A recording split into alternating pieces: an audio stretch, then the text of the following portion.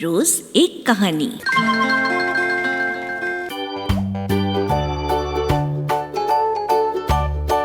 Tales of Panchatantra. Panchatantra की कहानियाँ। कहानी नंबर 36। संगठन की शक्ति। एक वन में बहुत बड़ा अजगर रहता था। वो बहुत अभिमानी और अत्यंत क्रूर था। जब वो अपने बिल से निकलता तो सब जीव उससे डर कर भाग खड़े होते।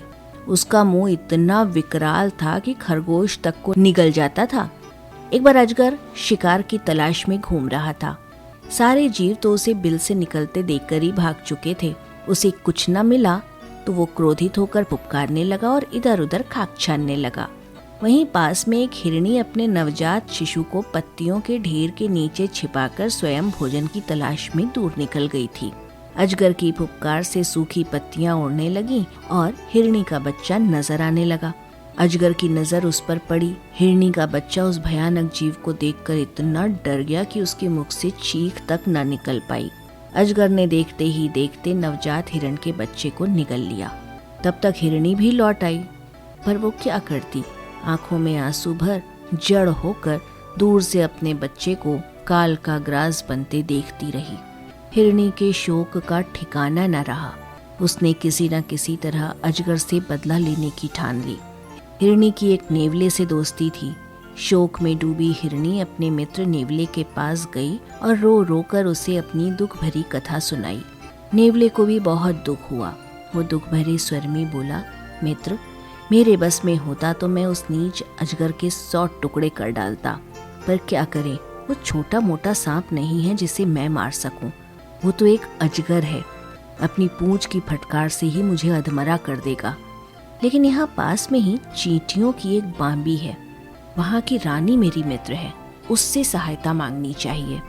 हिरनी निराश स्वर में विलाप करती हुई बोली, पर जब तुम्हारे जितना बड़ा जीव उस अजगर का कुछ बिगाड़ने में समर्थ नहीं है तो वो छोटी सी चींटी क्या कर लेगी।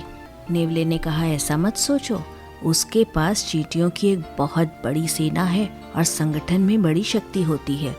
हिरनी को कुछ आशा की किरण नजर आई। नेवला हिरनी को लेकर चींटी रानी के पास गया और उसे सारी कहानी सुनाई। चींटी रानी ने सोच विचार कर कहा, हम तुम्हारी सहायता करेंगे। हमारी भाभी के पास एक सकरा नुकीले पत्थरों भरा रास्ता है। तुम किसी तरह उस अजगर को उस रास्ते पर आने को मजबूर करो, बाकी काम मेरी सेना पर छोड़ दो। नेवले को अपनी मित्र चींटी रानी पर पूरा विश्वास था, इसलिए वो अपनी जान जोखिम में डालने को तैयार हो गया। दूसरे दिन नेवला जाकर सांप के बिल के पास अपनी बोली बोलने लगा। अपने शत्रु की बोली सुनते ही अजगर क्रोध में भरकर अपने बिल से बाहर आया। नेवला उसी सकरे रास्ते वाली दिशा में दौड़ा। अजगर ने पीछा किया। अजगर रुकता तो नेवला मुड़कर पुपकारता और अजगर को गुस्सा दिलाकर फिर पीछा करने को मजबूर करता। इसी प्रकार नेवले ने उसे सकरीले रास्ते से गुजरने पर मजबूर किया। नुकीले पत्थरों से उसका शरीर छिलने लगा। जब तक अजगर उस रास्ते से बाहर आया तब तक उसका शरीर काफी छिल गया था और जगह जगह से खून टपक रहा था।